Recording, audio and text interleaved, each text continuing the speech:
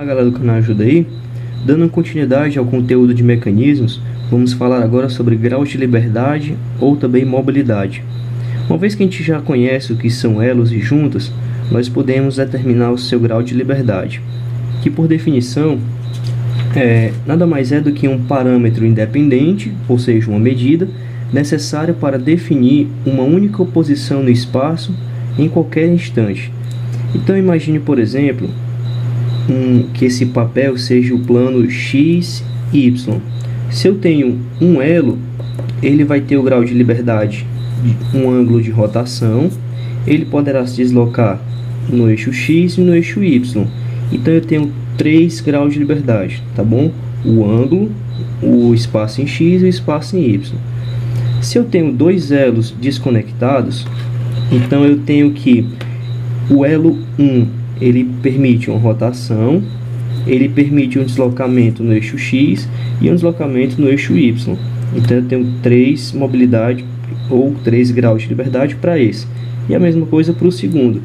Então, dois elos desconectados, eu tenho que a mobilidade vai ser igual a 3, beleza?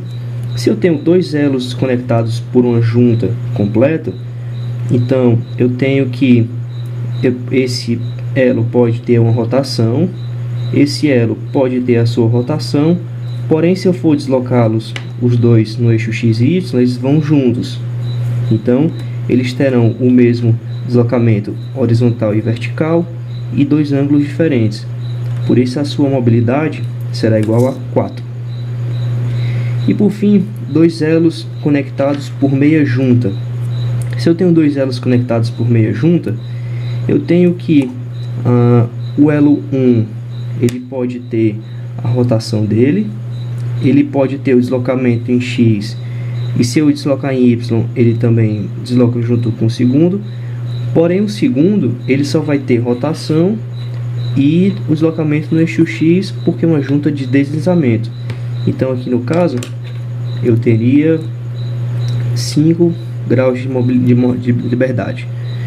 E aí a equação de Grubler nos diz o seguinte: para determinar a mobilidade de um mecanismo, nós temos a seguinte equação, onde o L será o número de elos, o J o número de juntas e o G é o número de elos com link, que é o que eu falei, né, que são os elos que estão presos à superfície, à carcaça do objeto.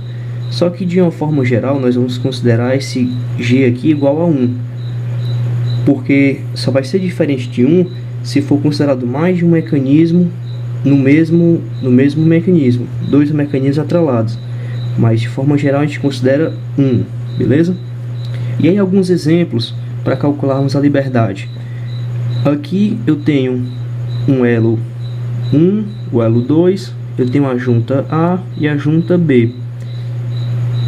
Perdão, é um pequeno equívoco aqui.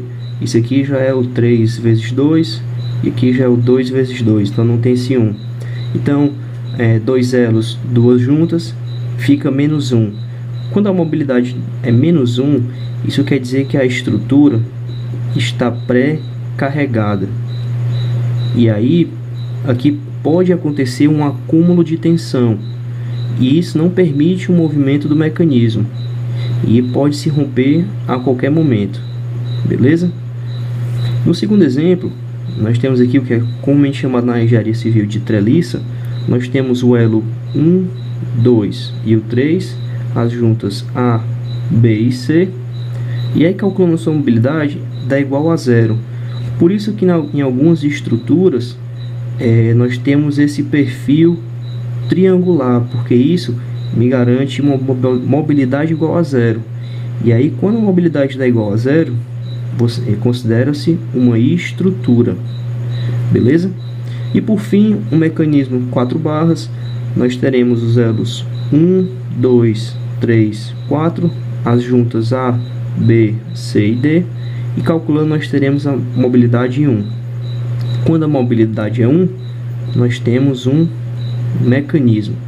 Então, com essa equação de Grubler, você pode calcular a mobilidade, e de acordo com ela, você pode ter uma estrutura pré-carregada, uma estrutura ou um mecanismo, beleza? Então espero que vocês tenham gostado dessa videoaula. Se você gostou, se inscreva no canal e até a próxima aula de exercícios.